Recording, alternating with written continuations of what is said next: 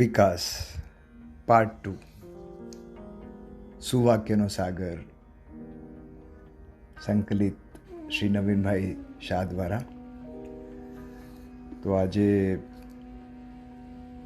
Part 2 વિકાસ ટોચ છે પહોંચવાની તમન્ના જારી રાખીએ. વિકાસ સાધવા વિવેક જોઈએ. વિકાસ નસીબથી થાય ખરો, પણ વિકાસ પુરુષાર્થનું પરિણામ હોય છે. એક સરસ નાનો પ્રસંગ યાદ આવે છે. અને સ્પેશિયલી આજના સમયમાં જ્યારે ગુજરાતી યુવાનો બાપદાદાના ધંધાઓ છોડીને નોકરી ગોતી રહ્યા છે અને ત્યાં વિકાસ સાધવાનો પ્રયત્ન કરે છે, ત્યારે ખૂબ જ પ્રાસંગિક છે. એક કોર્પોરેટ ઓફિસમાં એક નવો યુવાન, ખાસ કંઈ પર્સનાલિટી નહીં અને થોડો ઇન્ટ્રોવર્ટ એવો, એ જોઈન કર્યો. એ વખતે એનાથી એ જ ઓફિસમાં બીજા 15-20 જણા ક્વાઇટ સિનિયર અને સારી પર્સનાલિટીવાળા પણ હતા. પણ એ બસ એના સમયે આવતો, કામ કરીને જતો રહેતો.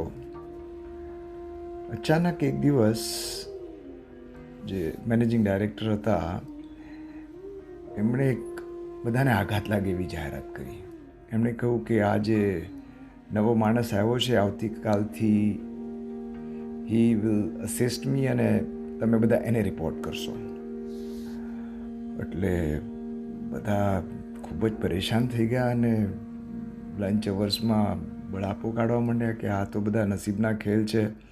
એના ચહેરા પરથી તો માખી ઉડાડતા પણ એને નથી આવડતું. એણે કંઈ બોસને ઊંધું ભરવ્યું લાગે છે, કે આ તો બોસની બુદ્ધિ ભ્રષ્ટ થઈ ગઈ છે. એમ કરીને બધા ખૂબ જ બળાપો કાઢતા હતા. એ બધી વાત એક બીજો ભાઈ સાંભળતો હતો, ઓફિસનો જ હતો, અને એ બધું ખૂબ માઇન્યુટલી ઓબ્ઝર્વ કરતો હતો. એટલે એણે બધાને અટકાવ્યા અને કહ્યું કે ભાઈ, ખરેખર શું છે તમને નથી ખબર, પણ મને ખબર છે એટલે કહું છું. આ એક જુનિયર આપણા બધાનો મેનેજર બની ગયો, એનું કારણ એના પુરુષાર્થનો પણ ખેલ છે. તો કે કેવો પુરુષાર્થ? તો કે જો ભાઈ, આ ભાઈ છે ને છેલ્લા કેટલાક સમયથી ખૂબ જ મહેનત કરતા. એમણે કંપનીનો બિઝનેસ બહુ ડિટેલમાં સમજવાની કોશિશ કરી. એટલે ઘરે જઈને પણ એના વિશે રિસર્ચ ચાલુ રાખતા હતા. આપણી કંપનીના પ્રોડક્ટ વિશે, એના માર્કેટિંગ વિશે, એના અપગ્રેડેશન વિશે વગેરે વગેરે. અને એ બધામાં એન્ડ રિઝલ્ટ્સ પણ ઓબ્ઝર્વ કરતા હતા. એટલે વારે ને વારે બોસ પાસે જઈને એમનું ધ્યાન દોરતા કે બોસ, અહીંયા આપણે કંઈક મિસ્ટેક કરી રહ્યા છે અને આવી રીતે કરીએ તો રિઝલ્ટ કદાચ મળે. અને આવું 1-2 વાર નહીં, છેલ્લા આટલા સમયમાં 2 થી 3 વાર એવું થયું છે કે કંપનીને અઢળક લોસ થતો અટક્યો છે, તો બીજી બાજુ ક્યારેક ખૂબ જ પ્રોફિટ પણ થયો છે. તો બસ એ એન્ટરપ્રિન્યોરશિપ પોતાના કામમાં એમણે લગાડી લીધી અને વિકાસ સાધ્યો. તો બસ આ જ છે એનો રાઝ કે જે બી કામ કરીએ, ભલે નોકરી કરતા હોઈએ, આપણું પોતાનું સમજીને અને આપણી પૂર્ણ બુદ્ધિ એમાં લગાવી દઈએ તો વિકાસ જરૂર થાય છે. માત્ર આર્થિક વિકાસ એ વિકાસ નથી. આત્માનો વિકાસ એ જ સાચો વિકાસ છે. એક કામ વખતે બીજા કામના વિચારો આવે તો વિકાસને અવકાશ નથી. જીવન વિકાસ એ કર્મયોગની એકાગ્રતાથી સાધી શકાય છે. હંમેશા બુદ્ધિશાળીઓના સાનિધ્યમાં રહો. બીજાનો દોષ પર દ્રષ્ટિ હશે તો વિકાસનું પગથિયું ચૂકી જવાશે. જીવનનો વિકાસ એ જ જીવનનો અજવાસ. સુખી જીવનની એક જ આશ, આત્માનો સાધીએ વિકાસ. જીવનમાં એકાંગી વિકાસનો કોઈ અર્થ નથી.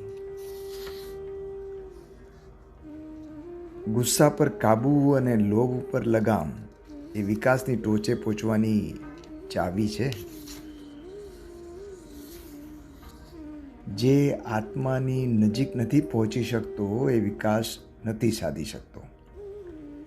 વિકાસની રાહે ભલે એકલા ચાલીએ, પણ વિચાર બધાનો કરવો. નાનામાં નાના માણસમાં પણ વિકાસની મોટામાં મોટી સંભાવનાઓ પડેલી છે.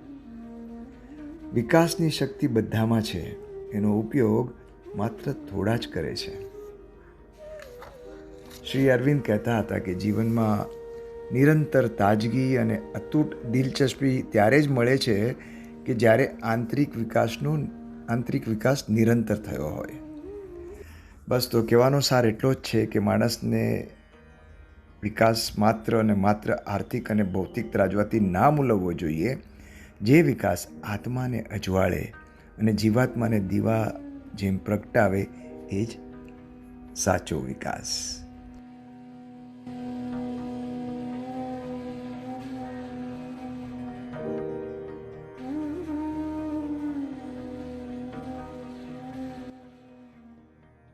નાસિકથી અમિતના જય જિનેન્દ્ર.